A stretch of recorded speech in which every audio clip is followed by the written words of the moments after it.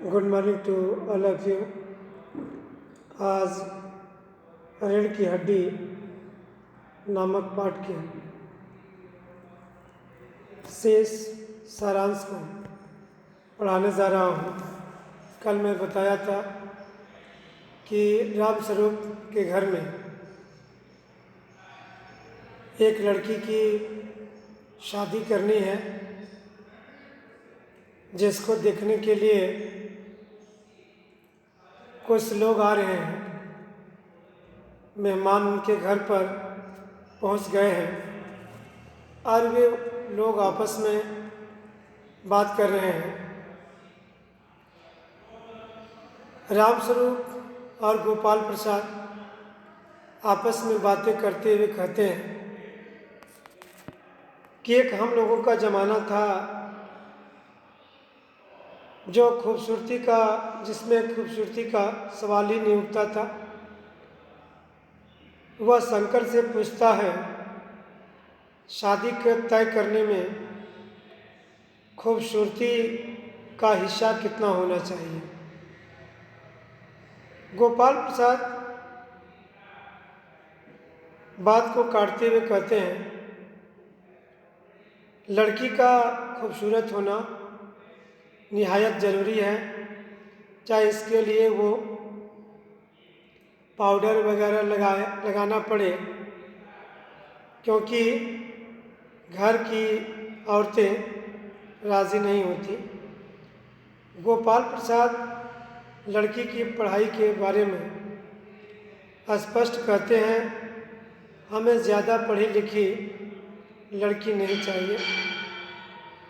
कौन भुगतेगा उसके नखरों को, बस हद से हद मैट्रिक पास होनी चाहिए।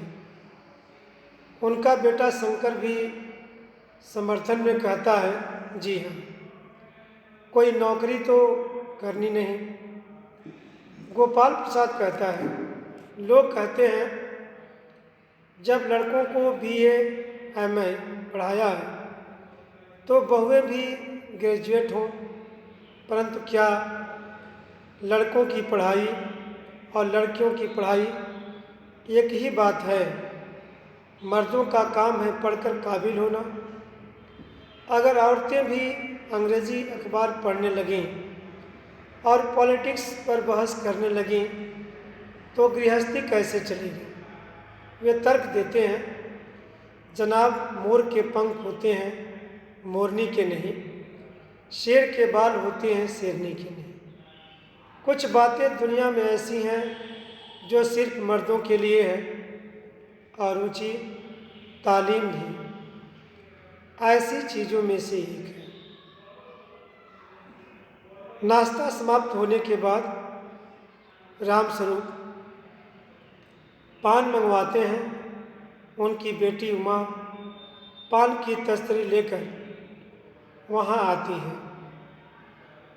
उसके कपड़े सादे हैं, गर्दन झुकी हुई है, आँखों पर चश्मा है।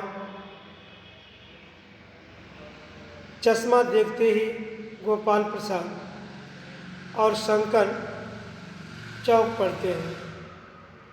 रामस्वरूप सफाई पेश करते हैं, पिछले महीने इसकी आंखें दुखनी आ गई थी, इसलिए कुछ दिनों के लिए चश्मा लगाना पड़ रहा है।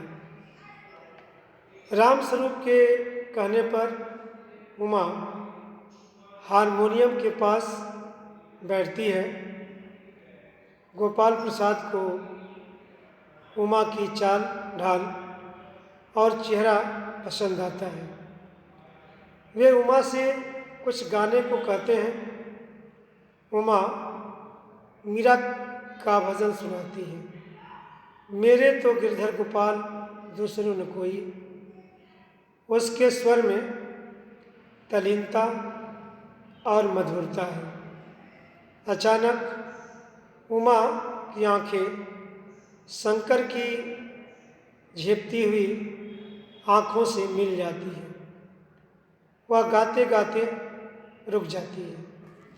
गोपाल प्रसाद उमा से पूछते हैं, क्या उसे पेंटिंग वेंटिंग आती है? राम स्वरूप कहते हैं, कमरे में टंगी सारी तस्वीरें उसी की बनाई हुई है। फिर सिलाई के बारे में पूछा जाता है। राम स्वरूप कहते हैं, घर के सारे कपड़े यहाँ तक कि उसकी कमीज़ें भी उमा सीती है। गोपाल प्रसाद पूछते हैं, बेटी कुछ इनाम विनाम भी जीते हैं? उमा चुप रहती है। राम स्वरूप सफाई देते हैं या बेचारी शर्माती है। गोपाल प्रसाद रूखे स्वर में कहते हैं, जरा इसे भी तो मुंह खोलना चाहिए। उमा दृढ़ स्वर में कहती है, क्या जवाब दूं बाबूजी? जब कुर्सी मेज़ बिकती है तो दुकानदार कुर्सी मेज़ से कुछ नहीं पूछता, सिर्फ खरीदार को दिखला देता है।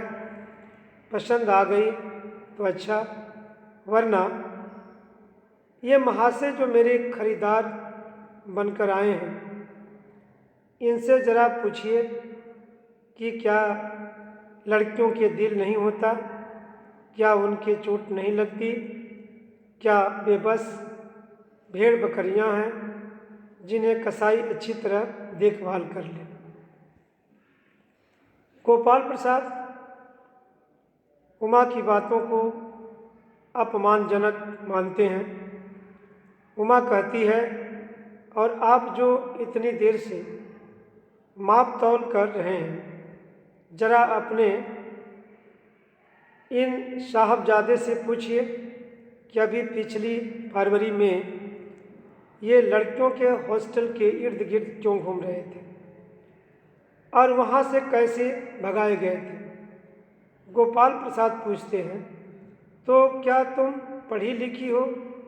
उमा कहती है, हाँ, मैंने बीए पास किया है, कोई चोरी नहीं की, नहीं आपके पुत्र की तरह ताक झांक कर कायरता दिखाई है। मुझे अपनी इज्जत और मान का ख्याल है। गोपाल प्रसाद उमा की पढ़ाई के बारे में सुनकर खड़े हो जाते हैं। वे इसे सरासर धोखा कहते हैं। बीए पास? ओफो, गजब हो जाता। झूठ का भी कुछ ठिकाना है। वे वापस जाने लगते हैं। उमा आखिरी चोट करती हुई कहती है, जरूर चले जाइए, लेकिन घर जाकर जरा यह पता लगाइएगा कि आपके लाडले बेटे के रीढ़ की हड्डी भी है या नहीं, यानी बैकबोन। गोपाल प्रसाद अपमानित होकर चले जाते हैं। रामस्वरूप धर्म से सोफे पर बैठ जाते हैं। Thank you.